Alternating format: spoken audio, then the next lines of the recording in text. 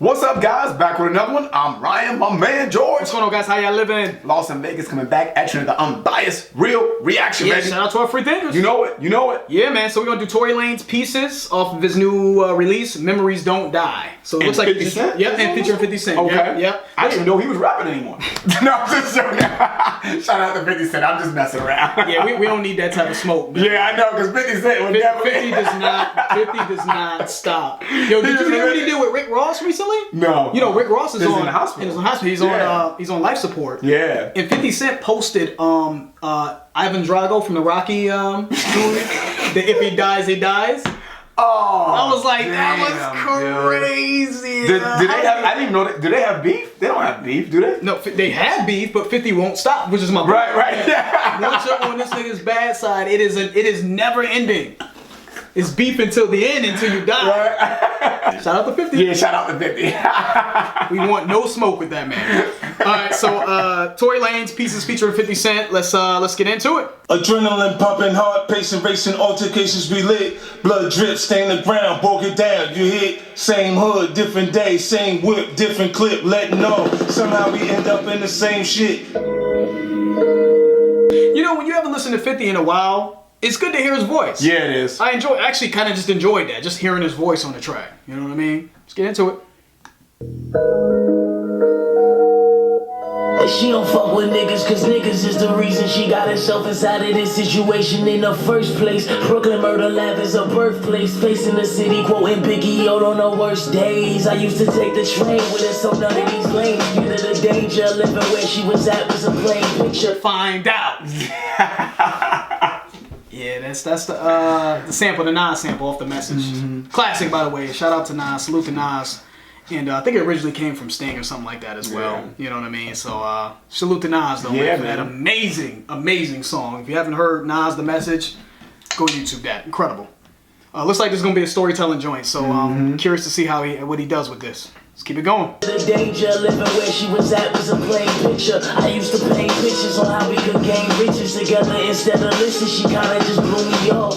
Paid it on mine, but it kinda just threw me off. I guess I figured everybody want riches and of course, but she just wanted a better family because her parents divorced early. Her papa, he was taken by the force. Mother on crack and she never had time to make this. That she gave us to her uncle, a brother who played the savior till the... Okay, let's try to follow the story here. And you know what? I miss this though, man. And not to interrupt you, but I do miss storytelling, you know, in a song, man. I mean, for a while there, it was almost like that was the creed, right? Yes. That you had to be telling the story in a slick, clever way. It had to be a part of your arsenal. Right. It had to be a part of your arsenal. It had to be a well-written story. Right. You know what I mean? A lot of the top-tier artists in the 90s, I mean, that was just a staple. Yeah, man. You know what I mean? Because it's like a motion picture. Exactly. The stories that these guys tell, you know what I mean, or at least the inspiration for what these guys, the story that these guys tell coming from these impoverished environments, are like motion picture stories. Like, it's crazy. Yeah, man. You know what I mean? I'm not a street dude, but even growing up, you know what I mean, coming from the hood, like, there's a lot of shit that I experienced that I know that people who are from that environment would look and be like, oh my God. Just to get into the lyrics here. So obviously Tory's talking about a woman, a girl, whatever the case may be, and who just seems like she's had a hard life. Looks like she's talked about how her dad was taken by the police by the force, mother's on crack, you know, never had time to bathe her. So yeah, you know, typical hard life from someone growing up in a very harsh, impoverished environment. Yeah, man. In the hood. So that's where we're at. Mother on crack and she never had time to make this. That she gave us to her uncle, a brother who played the savior till the day he started dating this chick that had put him up on mad pills and fucking up mad bills. She told me that one night he had got so fucked up he fell asleep on the sofa, then woke up a new persona and walked inside of her room and told her remove her clothing and forcefully started choking her, telling her not to move before she could even finish. She broke out in tears and didn't. Told me that for years this night was a repetition of feeling of fear that she couldn't seem to exit or quit it. The feeling was there. Good imagery right there. You know, I guess her uncle, right? Her mom was a crackhead, gave her to her uncle, I guess, right? To watch over. And then her uncle looks like he got fucked up on drugs or something like that one night. And her uncle kind of walked into her room and looks like he raped her. Yeah. He forcefully started choking her, telling her not to move. Before she could even finish, she rolled out in tears and did it. You know what I mean? So, told me that for years. This night was a repetition. So, you know, she's reflecting on a terrible moment that she experienced with her uncle raping her, and that's what she looks like she's telling to Tory, right? But I love the descriptive writing in that too. So very good. Just keep it going. Shout out to Tory, man. Yep. She said she had to make choices, so she got involved with niggas that make noise with them things you feel. Ran off in her uncle's spot with the stainless steel. Put the burner to his face with this aim to kill. And said she don't fuck with niggas, cause niggas is the reason she got herself inside of this situation in the first place. Thinking that this intimidation was the worst case. She sat back and blew 6 in that boy's face. Yeah, okay. So she basically got with a whole bunch of hood dudes. Yep. And they went back to her uncle's spot, blew her uncle's brains out, right? Yeah. So she was affected, obviously. She was tormented by what her uncle did to her. And They shot him 6 times. You know how much pent up aggression and hurt and dude, that's woo. So her uncle raped her, and she repaid him by taking his life. Looks like so. Cool.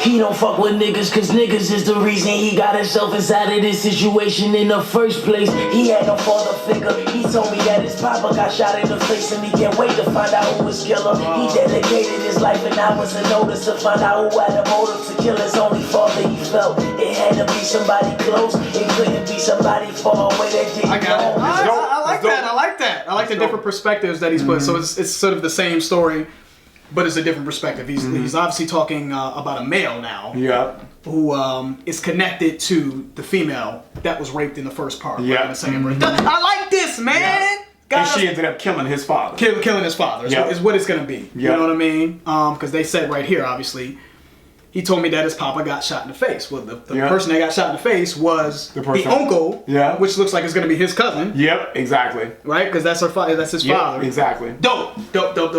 So I like where he's going with this. To find out who had a motive to kill his only father, he felt it had to be somebody close. It couldn't be somebody far away that didn't know him. But take this part in. When he was younger, he used to roll with his cousin, a woman that used to show him the ropes. She used to tell him, don't ever let no nigga or woman touch you. And if somebody do, then all they would hear was the his cousin, the guy in the second verse, right? His cousin was raped by his father. Yeah. Right? And this is someone that he grew up with, that he was close to, and he's trying to find out who his father's killer was. Yeah. And he doesn't know that it was his cousin, someone that showed him the ropes. Yeah. But this is what I appreciate about rap. It is like a motion fucking picture. Yeah, it is. You get lost in the story the way it's told. If it's done correctly. If it's done right. If it's done with skill, you know what I mean, and it's done with effort and integrity, it could really paint an amazing picture for you, you know. So yeah, man. Let's keep it going. One day he was on the block rolling. Then this crack fiend woman came to him, told him that she was his mother, man, and shit had him frozen. He won't believe it till she said, boy, you got a birthmark above your scrotum. Scar up on your eye came from when you was 4, when you fell off in the road. At that point he looked at her face and he froze. Yeah. So what he says up here, he says, you know, one day that he was on the block in the hood. Yep. And a crackhead came up to him and said that it was she was his mother. Right? And he didn't believe her. He was just like, man, you ain't my mother, right? You're not a crackhead. Not a crackhead. Definitely not my mother. Yeah. But she said, you know, the crackhead, his mom said, boy, this is how I'm gonna prove to you that I'm your mother. You got a birthmark above your scrotum, a scar up on your eye, came from when you were 4, when you fell off in the road, right? Yeah. So she's basically proving that she's his mom. You know what I mean? So looks like he's in shock, obviously, by that information. So let's keep it going. She told him, hold on, it's something she gotta show him. She said to him, I was gonna wait until you got older, but something was on my mind, was pressing, I had to show you. The whole block know me and the whole block know you. The whole block been knew this story, but they ain't told you. His mom says to him, I hope you know your papa's a good man, but he just had some nonsense to him. You see, your father used to be a creeper. He used to fuck her, used to touch her, used to beat her, used to leave her. So confused, she would lay some old coke and reefer. Yep. So here's the big reveal. Yep. Right? Technically the big reveal. We kind of figured it out early, but still the big reveal. So his mom's telling him about how his father used to rape his cousin who he grew up with, right? And he's saying how he was a creeper and all that. He was a good man. Yeah, that's what I was about to say. I don't think being a good man and raping little girls works. I don't think it doesn't. It doesn't. So, But his mom's obviously revealing to him that the killer, because he wanted to always find out who killed his father, revealing that the killer is his cousin. So, and everyone around you knew who the killer was, but they just didn't want to. They wanted to spare you from that pain. Right. Because what do you do? It's within the family. Yeah. Right? What do you do? The whole block knew, the whole neighborhood knew that it was your cousin, but you love your cousin, right? And you love your father. You love your father. You know what I mean? So Keep going. It's conflicting. That's right. Well, your cousin is the reason he got shot, nigga. She put 6 shots in him out the Glock, nigga. His anger was dwelling all on his mind. He didn't know what to do. He started gripping his 9. And, before he knew it, he aimed it up at his mom. And, he shot her right in the spine. He said, "This is why my life has been full of lies. Don't know." Okay. Yeah. So he's. Okay, well, that's what I was waiting on. Yeah. Right, now we know what's happening. We know what's coming now. What's going to be his response to knowing that his cousin, person that he loves, and it killed his father, which is something that he's been trying to figure out his entire life. So I guess we know what the response was. He killed his mom. Yep. I guess A little sensationalized for me. Yeah. It's a little, I appreciate the story, but it's a little, but I guess shit like this can happen. I guess so. You know? I guess so. My thing is, why would you do that? I mean, I know you're angry. I know, you know what I mean. But I guess it. Well, everyone knew. Everyone knew, right? His mom knew. You know what I mean? So he's basically taking it out on her, because like blaming her. Hey, why didn't you tell me? Well, you should have told me. This is why my life is fucked up, because of you. Exactly. So to speak. I got you. There you go. He said, "This is why my life has been full of lies. Don't nobody care for me. Fuck it, what's the use in trying? This Glock on my side, if I put it to my mind, I know that I'ma die, but in heaven I'll be alive." Yeah, kill itself. So everybody dies, huh? Stunt get jumped on, slashed or dumped on. Same block you pump on, the spot you get slumped on. Tory told me the story, it sounded a little crazy. Little Nas, a little Tupac. Brenda's having a baby. How much pressure can you take for you? Snap a break, left turn to hate. Fuck shit, a fake. Your next move may raise the murder rate from average to savage to semi-automatics. It's tragic how the static I have us going at it. Very good song. Yes. I like the song. It's a good song, man. Yep. Good song. I actually like the chorus. I like the way because Tory's obviously singing the chorus. Yep. You know what I mean? So showing his versatility, his talent, and adding the melody to it.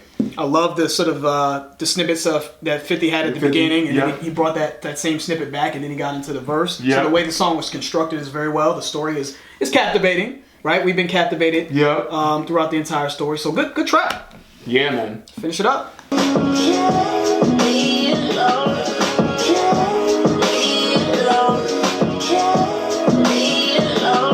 Okay, go ahead, Tory.